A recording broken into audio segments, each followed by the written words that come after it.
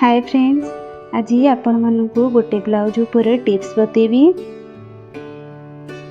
देखंतो आपणकर जदि readymade blouse हो किंबा तैयारी करिथिया ब्लाउज हो, जदि कांध खसी जाउ थाए ताहले आपण माने कोन करंती ना कांध को मारिबा को पड़े, नहले बैक साइड रे डोरी लगेया पड़े। तो एठी देखंतो मु गोटे आपण को उपाय बतेबी जो थिरे कि आपण माने सहज रे ब्लाउज रो कांध खसीबा को रोकी परिबे। देखंतु यही ब्लाउज रो आमे कांध पाखरे ये जो हाथ आमर जॉइंट हेची से जॉइंट पाखरे आमे गोटे छोट पट्टीटे लगेबा आ सेथिरे आमे बटम लगेबा। 1 इंच चौड़ार एमती गोटे कपड़ा नबा। यही कपड़ा को एमती फोल्ड करिकरी आमे पट्टी टाइप रो एमती सिलाई करिबा।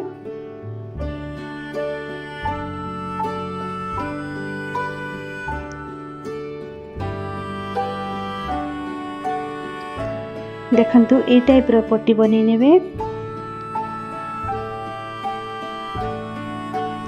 एही पट्टी को ए जो हमर हाथ जो जॉइंट हेजी कांध पाखरे ए जो हमर सिलाई पड़ीची से सिलाई ऊपर ही हमें रखी किरी ए जगह रे हमें सिलाई करिबा।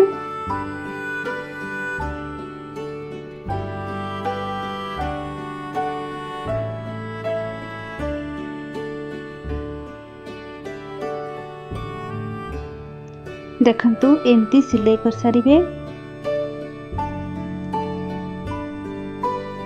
एही पट्टी को एमती फोल्ड करी नेबे आ या धीरे हमें स्टिच बटम लगेबा।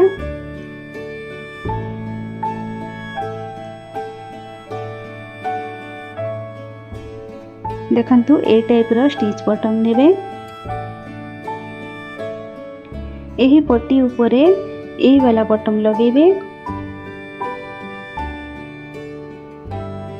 आ एमती छुंची सूतारे ताको एमती सिलाई करी नेबे।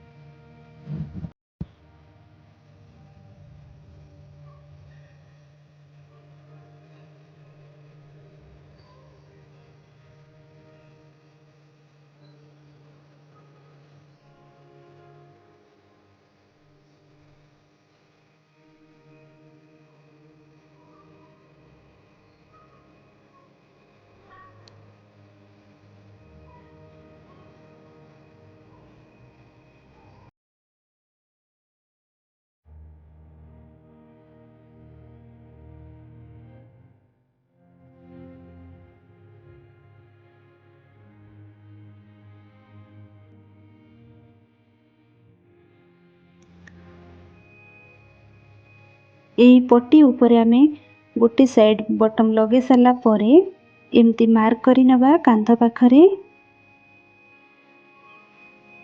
ए जो हमर कांध पाखर जो मार्जिन कपड़ा अछि से मार्जिन कपड़ा ऊपर हमर बटम लगेबा।